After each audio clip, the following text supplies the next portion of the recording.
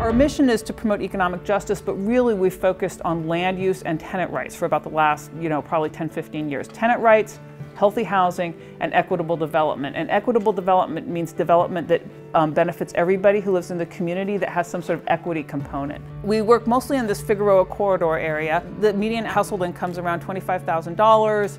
And in this area, around 30% of the residents are paying more than 50% of their income on rent, and there's severe overcrowding. We anchor a couple of different coalitions, the Alliance for Community Transit Los Angeles, also the United Neighbors in Defense Against Displacement, which is active in the area doing various kinds of land trust work. And it's important because it pulls land and housing off of the private market and makes it permanently owned and controlled by the community, which is really what needs to happen if you're going to avoid displacement.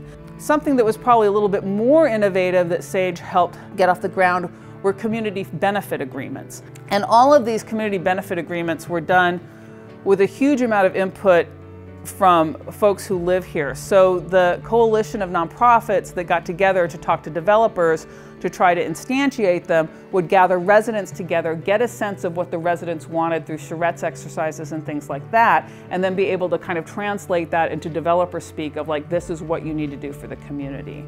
One of the things that Coalition decided to do was start to take on bigger policy issues. And what SAJE did at this point is peeled off with a couple of the other UNIDAD partners and with some other community groups and started a citywide coalition called the Alliance for Community Transit Los Angeles. They got together and promoted Measure JJJ, which actually passed with 60% of the vote in the fall of 2016, and it will require, if you're seeking certain kinds of general plan amendments near a transit line, you're required to have certain kinds of job standards and you're required to have a certain amount of affordable housing. We came up with something called the People's Plan, and it basically announced all of the different things that community members wanted to see in their community so that we could get them put into the community plans so that there'd be a permanent way for the city to dictate what was being built and done in this area so that we didn't have to go through the building by building fights or even the individual policy fights like we did with JJJ. We're now living in a society where a lot of our governance is being done,